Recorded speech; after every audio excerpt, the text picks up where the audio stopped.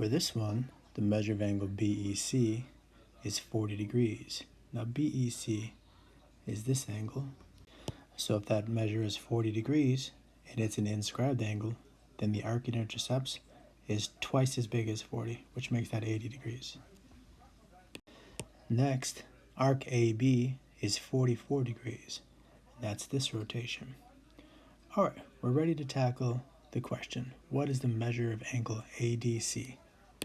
Well, ADC is this yellow angle, and it is an inscribed angle that intercepts this arc, which is 122 degrees, 44 plus 80.